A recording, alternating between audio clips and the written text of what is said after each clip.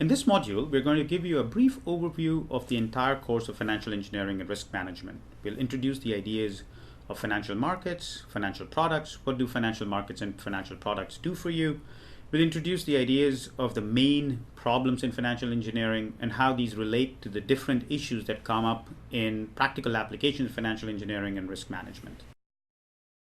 Why do we need financial markets? Financial markets enable efficient allocation of resources both across time and across states of nature. What do you mean by across time? What we mean is that you have income available today, but you want to allocate that income for some time in the future. You have income available today, but tomorrow the states of nature are uncertain. You don't know whether you would have income available there. You don't know what your costs are going to be in the future. Depending upon various events happening, you might need more or less amount of funds. And financial markets allow you the possibility of taking funds that are available today, move them across time, and move them across to states of nature that are uncertain. A young worker with a high salary right now, what should she do? If there are financial markets available, she could invest in stocks and bonds to finance retirement, home ownership, education, and so on. If there were no financial markets available, she would have to, such as a home, car, and so on. But she's not going to be able to move that later on in time to have them available when the states of nature are not good. This idea of states of nature actually becomes more clearer if you consider the example of a farmer producing oranges. The farmer is producing oranges and she is open to the risk of the price of orange when her product gets ready and it goes into the market. If there were financial markets available, as they are right now, she could hedge the price of the oranges in the future using the futures markets. She could also buy weather-related derivatives and use these derivatives to protect against the possibility of her produce going bad as a result of a freeze and so on. If there were no financial markets available, she would be open to the vagaries of the spot market. She cannot hedge the price, nor can she hedge against the uncertainty of her produce not coming through because of some weather-related emergency. What do markets do? They essentially do three things. They gather information. Markets are a place where buyers and sellers come together.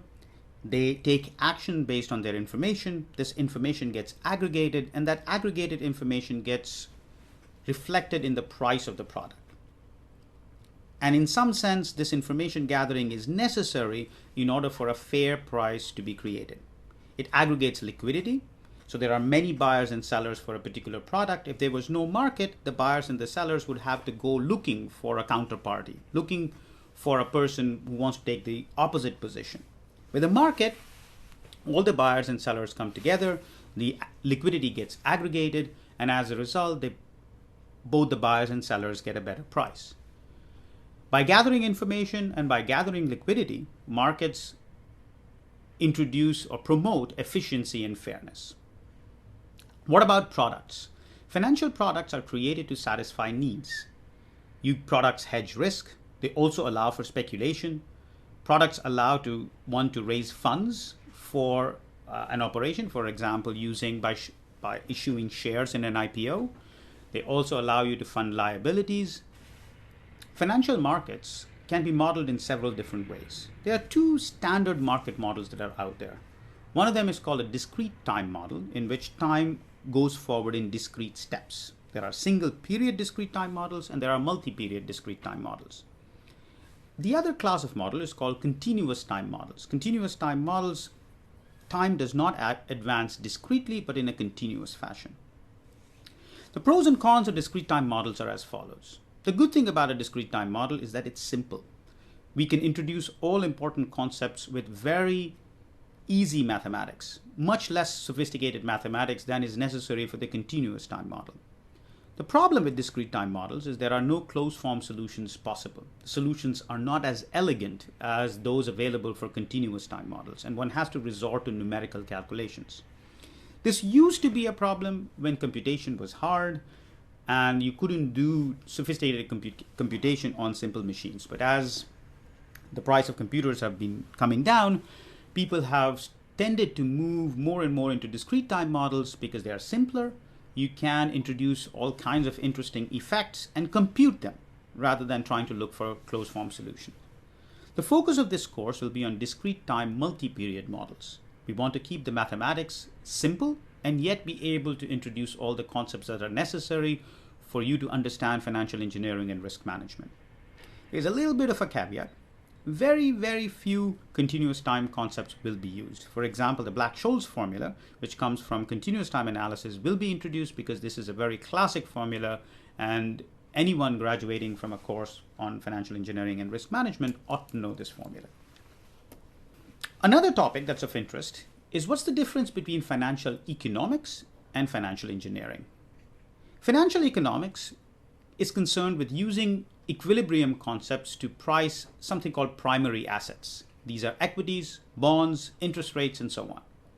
Financial engineering, on the other hand, assumes that the price of the primary assets, such as equities and interest rates, are given, and the focus of this field is on pricing derivatives on these primary assets using the no arbitrage condition. But this distinction between financial economics and financial engineering is by no means a complete separation. For example, the capital asset pricing model, which prices assets, is of interest to both financial engineering and financial economics.